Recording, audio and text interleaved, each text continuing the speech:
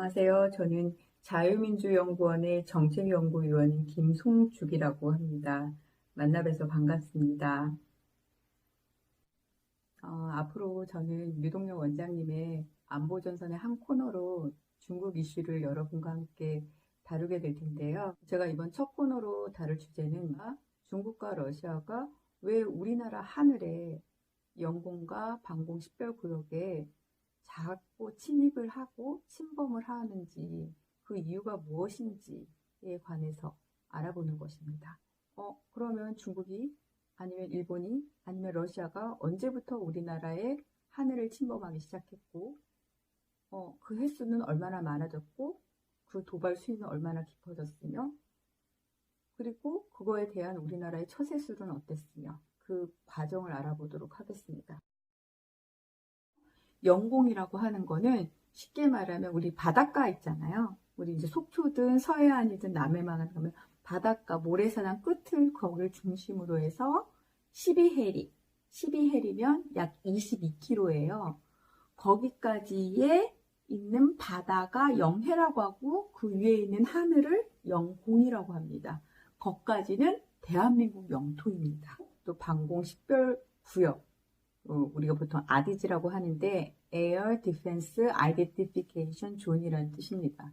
이 방공식별구역이 무슨 뜻이냐 쉽게 말하면 영공은 우리 집 안이 되는 거고 그 다음에 방공식별구역은 우리 집 앞마당이 되는 것입니다. 근데 보통 우리 집 안에 도둑이 들어오거나 사람들이 들어오면 그걸 뭐라고 해요? 침입이라고 하잖아요. 침입, 침범 혹은 침략이라고 합니다. 이 방공식별구역 우리나라는 한국 방공식별구역이기 때문에 카디즈라고 말을 합니다. 카디즈, K, 코리아를 써서 카디즈라고 하고 그러면 차이나는 중국이잖아요. C를 써서 차디즈라고 합니다. 차이나, 차디즈라고 합니다. 그러면 재팬은 J잖아요. J를 쓰니까 자디즈라고 합니다. 자디즈. 이 방공식별구역은 앞마당이 되겠습니다. 그러면 어떻게? 중국 앞마당이 있을 것이고 대한민국 앞마당이 있을 것이고 일본 앞마당이 있겠죠. 집 안이 중요하겠습니까? 앞마당이 중요하겠습니까? 집 안이 중요하죠. 당연히 영공이 더 중요한 개념입니다. 예. 그래서 영공은 국제법상으로 법적 효력이 있습니다. 반드시 허락을 받고 들어와야 하는 구역인 것이고 그래서 거기를 넘어오면은 도둑놈이 저희 집을 침범하는 것처럼 침입이 되고 침범이 되고 침략이 되는 것입니다. 그러나 방공 식별구역인 내 집 앞마당에는 다른 사람도 지나다닐 수도 있잖아요. 네.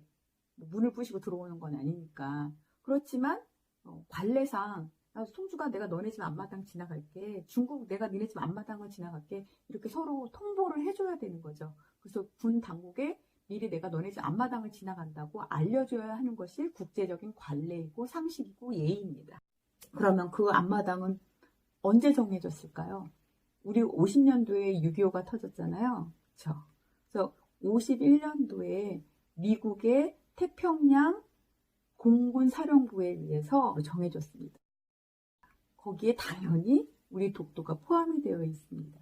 그렇게 잘 지내고 있었고 앞마당에 서로 이제 사전에 군 당국이라는 건 공군 사령부나 우리나라 그 영토 방위를 지키는 분들이 되겠죠. 거기에 미리 사인만 해주면 그게 민항기라는 거는 대한항공이든 아시아나든 그런 캐세이 터스핏, 싱가포르 에어라인 뿐만 아니라 군용기라는 거는 미사일을 실은 폭격기가 될 수도 있고 아니면은 감시 감찰을 하는 정찰기가 될 수도 있고 그런 군용기도 다 미리 사전에 내가 너네 집 앞마당 좀 지나갈게 라고 보고하고 통보해 주는 것이 국제적 관례상 예의입니다.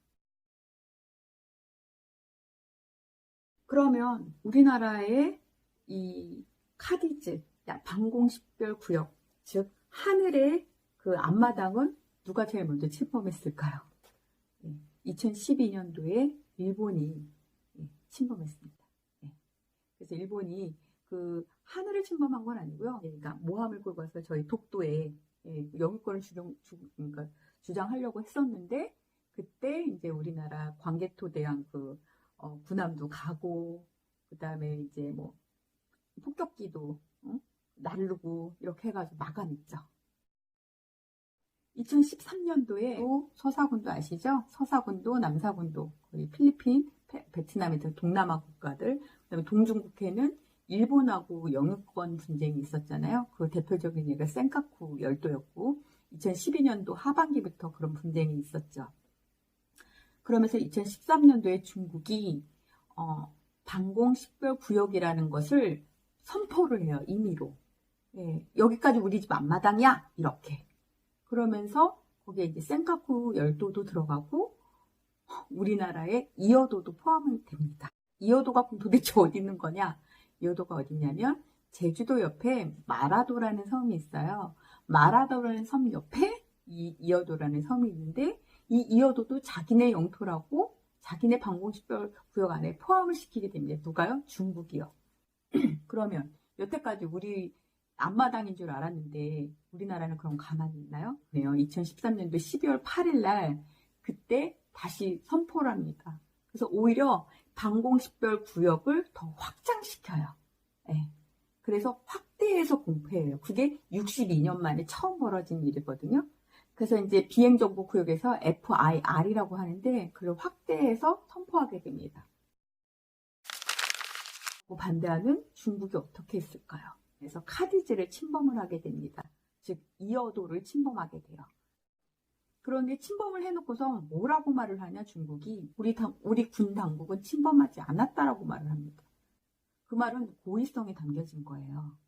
왜냐 보통 앞마당 하면서 미안해 내가 어떻게 하다 보니까 내가 니네 앞마당을 좀 지나가게 됐네 미안해 실수했어 이게 보통 관례인데 나는 침범하지 않았어 침범했는데 우리 집 앞마당을 떡하니 쓰고서 침범하지 않았어 라고 말하는 건 뻔뻔스러운 거죠. 용서 못하겠죠. 그래서 우리나라 박근혜 대통령 그때 어떻게 해양경찰 또 보내고 해군도 보내고 각국 군도 이어도에 보내서 거기에다 수호장치도 이렇게 방어벽을 치고 그랬었죠. 그래서 이제 조용하게 굴러가나 했더니 지금 현 문재인 정부 들어서는 더 가관이죠.